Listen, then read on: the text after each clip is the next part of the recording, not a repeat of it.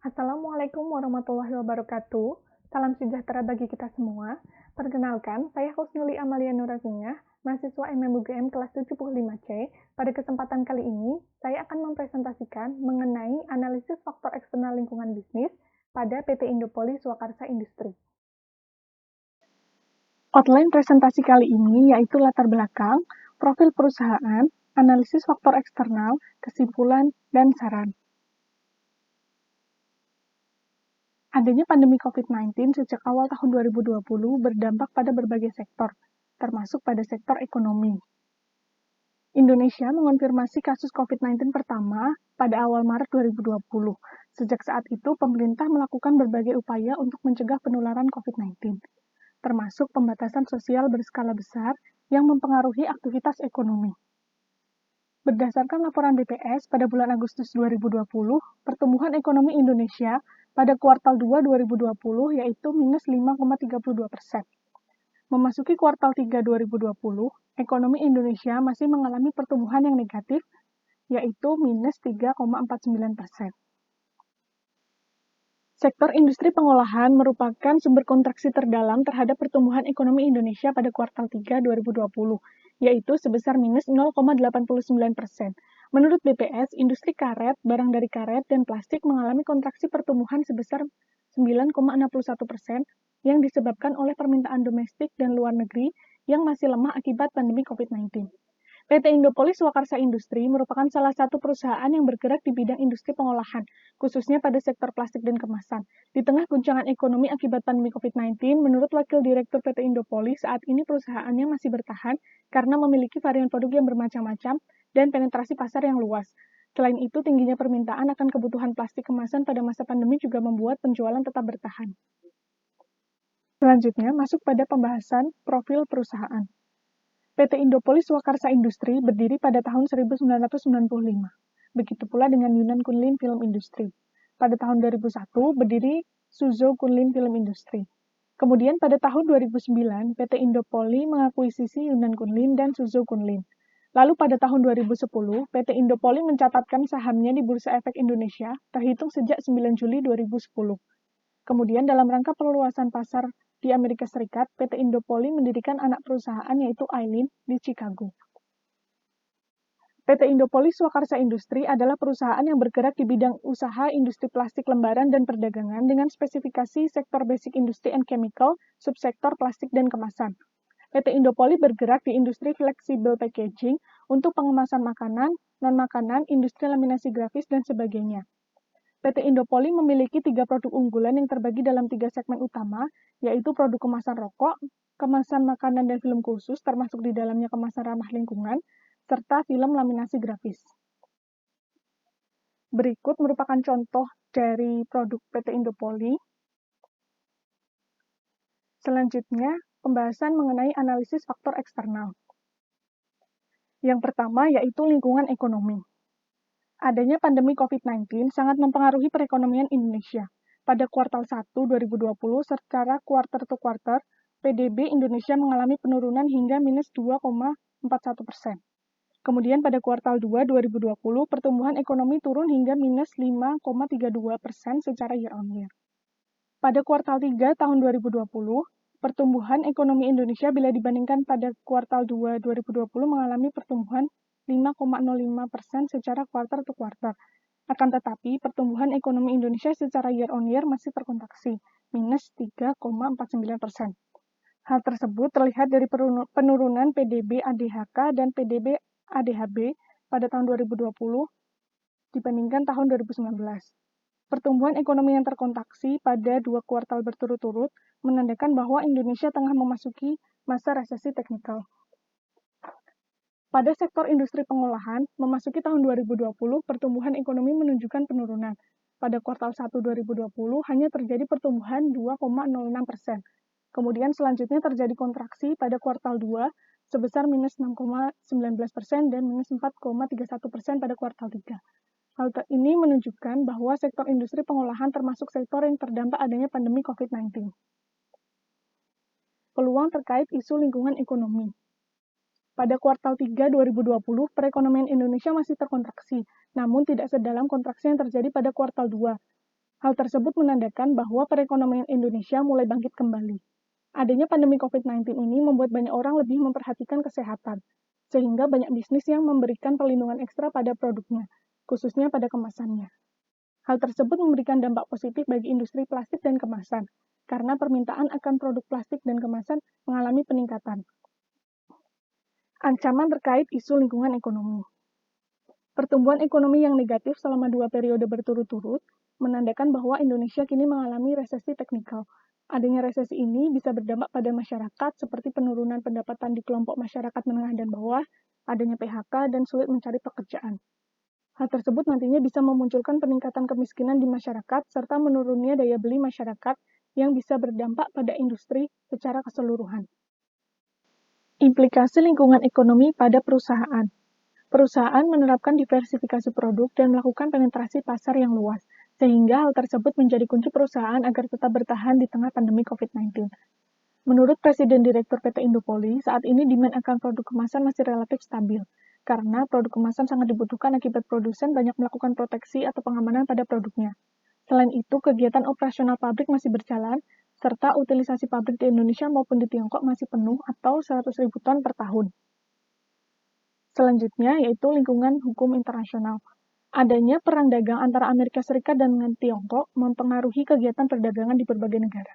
Terjadinya perang dagang akan berdampak pada pelemahan ekonomi di kedua negara tersebut. Amerika dan Tiongkok merupakan negara dengan ekonomi terbesar di dunia, sehingga pelemahan ekonomi akan mempengaruhi perekonomian di negara lain termasuk Indonesia. Amerika dan Tiongkok adalah dua mitra dagang utama Indonesia. Pelemahan ekonomi keduanya mempengaruhi kegiatan ekspor-impor Indonesia. Selain itu, adanya COVID-19 juga mempengaruhi kegiatan impor-ekspor karena beberapa negara menerapkan lockdown. Pada September 2020, ekspor menurun sebesar 0,51% dan impor menurun 18,88% dibandingkan tahun sebelumnya. Peluang terkait lingkungan hukum internasional.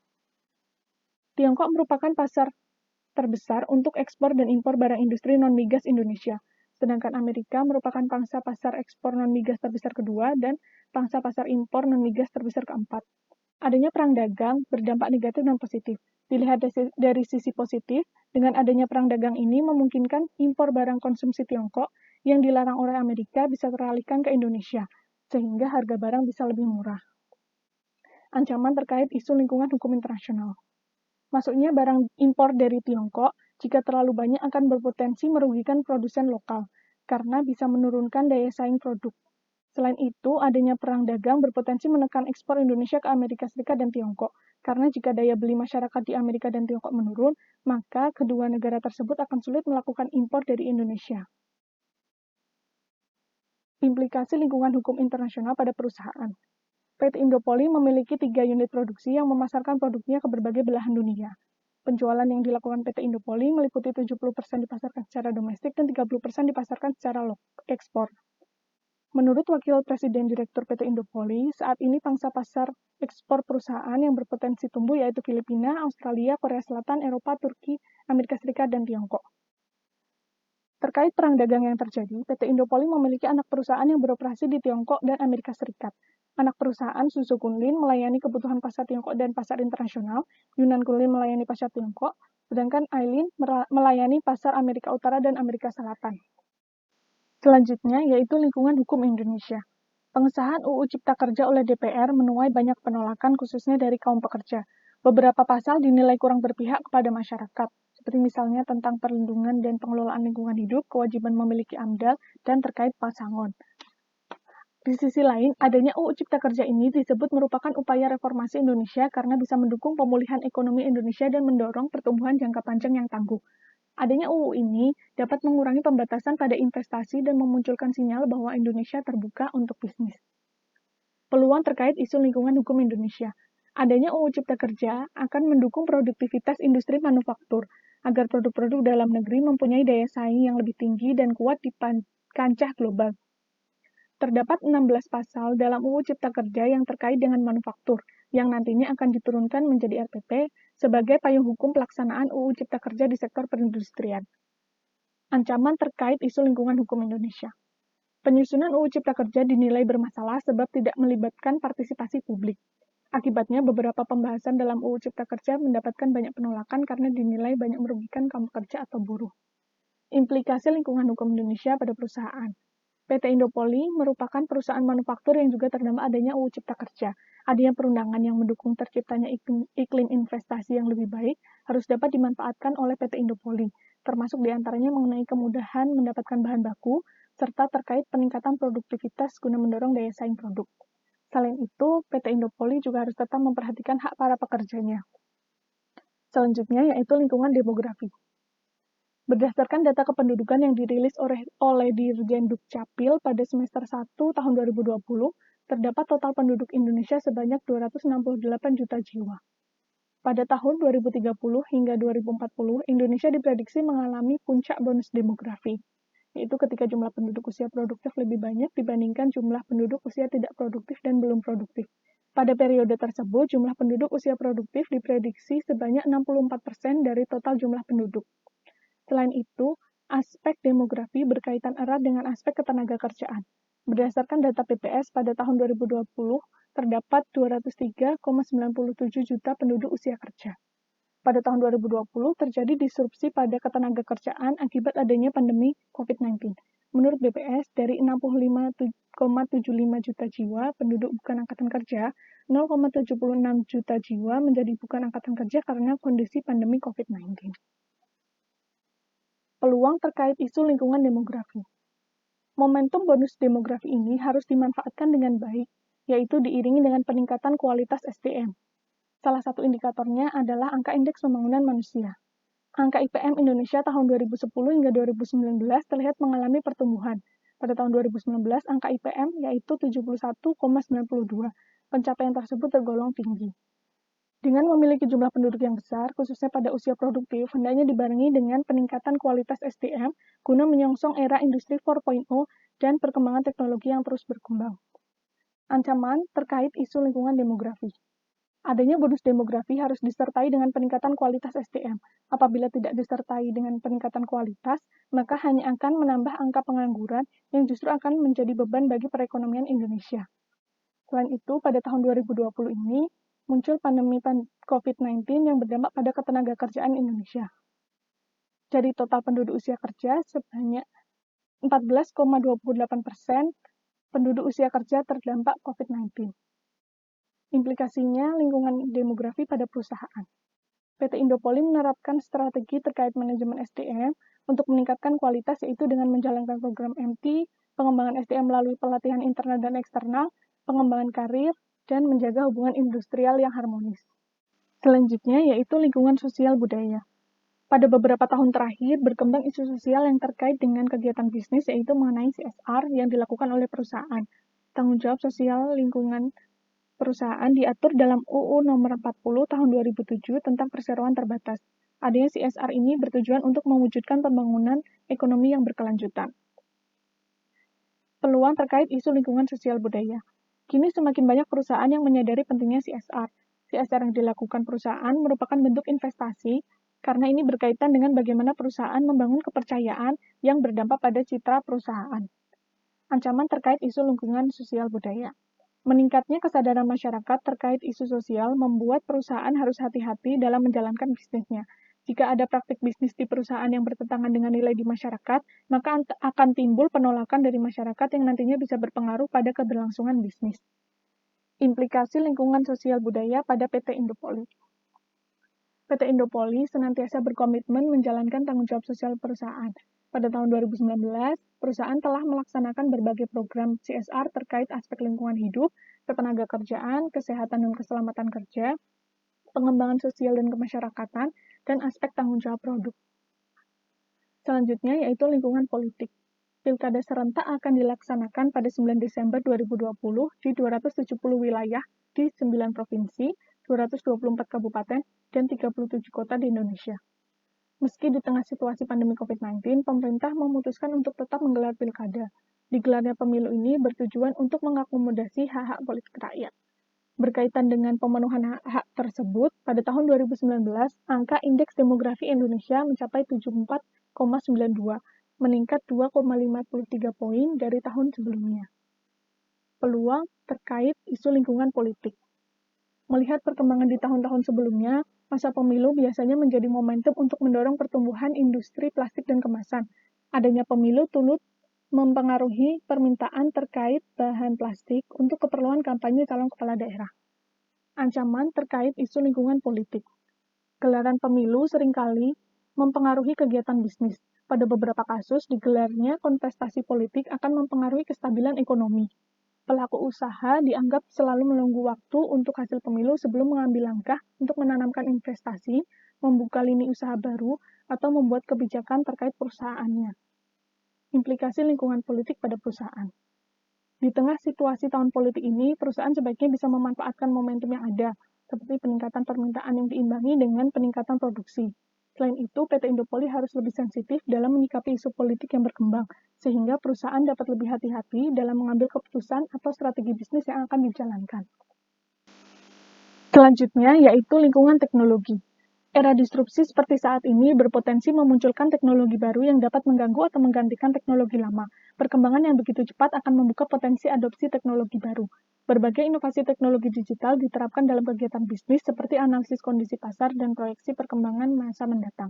Adanya transformasi digital diharapkan dapat mendorong produktivitas industri manufaktur.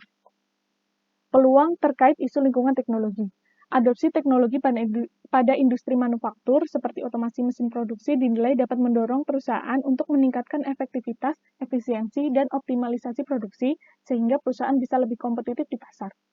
Ancaman terkait isu lingkungan teknologi. Pemanfaatan teknologi harus didukung infrastruktur dan sumber daya manusia yang memadai. Terkait otomasi industri, infrastruktur yang harus disiapkan yaitu mengenai sistem keamanan. Sistem otomasi di berbagai negara masih terkendala sistem keamanan karena rawan terinfeksi ransomware. Selain itu, dalam menyikapi perkembangan teknologi, perlu kesiapan dari sisi SDM. Menurut BPS, Indeks Pembangunan TIK Indonesia pada tahun 2017 yaitu sebesar 4,99. Meskipun indeks terus meningkat, namun masih tertinggal bila dibandingkan dengan negara lain. Untuk menghadapi arah perkembangan teknologi, maka SDM harus ditingkatkan.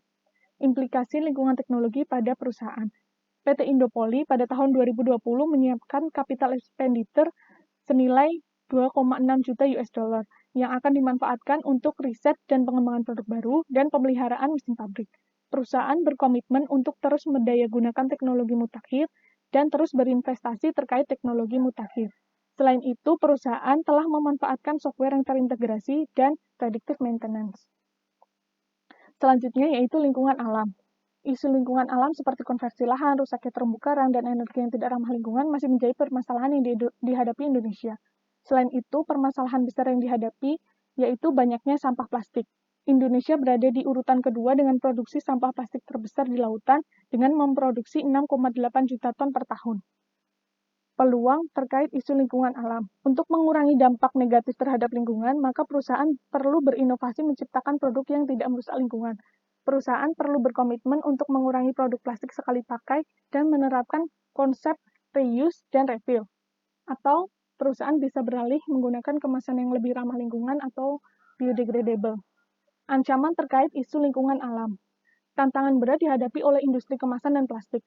Di satu sisi, meningkatnya kesadaran akan lingkungan membuat perusahaan harus mempraktekkan proses ramah lingkungan. Namun di sisi lain, masih terdapat banyak produk yang membutuhkan kemasan plastik. Dilema dihadapi terkait teknologi atau inovasi untuk produk yang ramah lingkungan, pada umumnya membutuhkan biaya yang lebih tinggi dan teknologi yang lebih mutakhir. Sehingga tidak semua pelaku usaha pada industri ini dapat memproduksi produk ramah lingkungan yang hemat biaya. Implikasi lingkungan alam pada perusahaan. Meningkatnya tren penggunaan plastik ramah lingkungan mendorong PT Indopoli untuk menangkap peluang dengan memulai menawarkan produk plastik fleksibel yang mudah terurai atau biodegradable. Produk ramah lingkungan yang diproduksi PT Indopoli yaitu plastik film oxo-biodegradable yang akan terurai bila terpapar oksigen dan sinar ultraviolet. Selanjutnya yaitu lingkungan pemerintahan. Adanya peraturan pelarangan penggunaan kemasan plastik di sejumlah daerah menuai penolakan dari pelaku industri. Forum Lintas Asosiasi Industri Produsen dan Pengguna Plastik menilai larangan tersebut tidak tepat sasaran karena akan mengganggu kinerja industri, lapangan kerja, dan penerimaan negara. Beberapa daerah yang mengeluarkan peraturan terkait pelarangan penggunaan plastik, misalnya Provinsi Bali dan Provinsi DKI Jakarta. Adanya kebijakan di beberapa daerah tersebut seharusnya bisa sejalan dengan peraturan perundangan yang dikeluarkan oleh pemerintah. Peluang terkait isu lingkungan pemerintahan. Adanya peraturan mengenai pelarangan kemasan plastik dapat mendorong perusahaan melakukan diversifikasi produk. Terkait dengan pengurangan sampah, perlu ada kolaborasi dari pemerintah, swasta, dan masyarakat, misalnya penerapan circular economy. Ancaman terkait isu lingkungan pemerintahan. Kebijakan yang dikeluarkan oleh pemerintah, baik antar pemerintah pusat maupun dengan pemerintah daerah, kerap kali bertentangan. Hal ini seringkali terjadi karena adanya ego sektoral yang dimiliki oleh antar pemangku kepentingan. Adanya kebijakan yang tidak inline membuat pelaku bisnis kesulitan dalam memenuhi persyaratan atau mengikuti peraturan yang ada. Implikasi lingkungan pemerintahan pada perusahaan. Adanya pelarangan kantong plastik ini tidak terlalu mengganggu kinerja perusahaan. Pasalnya, PT Indopoli memiliki produk kualitas tinggi yang ramah lingkungan. Selanjutnya, kesimpulan dan saran. Kesimpulan yang dapat diambil yaitu faktor lingkungan ekonomi, hukum internasional, hukum Indonesia, demografi, sosial budaya, politik, teknologi, alam dan pemerintahan mempengaruhi lingkungan bisnis PT Indopoli Swakarsa Industri. Secara umum, perusahaan sudah cukup adaptif dalam menyikapi faktor eksternal yang ada dan dapat memanfaatkan peluang serta mengantisipasi ancaman. Kemudian, saran yang dapat disampaikan yaitu perusahaan perlu lebih sensitif terhadap perubahan lingkungan bisnis. PT Indopoli merupakan perusahaan dengan model bisnis to bisnis, sehingga perusahaan juga perlu memahami lingkungan bisnis pada perusahaan yang menjadi konsumennya. PT Indopoli memiliki anak perusahaan yang beroperasi di Tiongkok dan Amerika Serikat, dan memiliki pasar internasional yang luas, sehingga perusahaan juga perlu memahami faktor eksternal lingkungan bisnis di tingkat regional dan global. Sekian presentasi dari saya, mohon maaf bila ada kekurangan. Semoga apa yang saya sampaikan dapat bermanfaat. Wassalamualaikum warahmatullahi wabarakatuh. Terima kasih.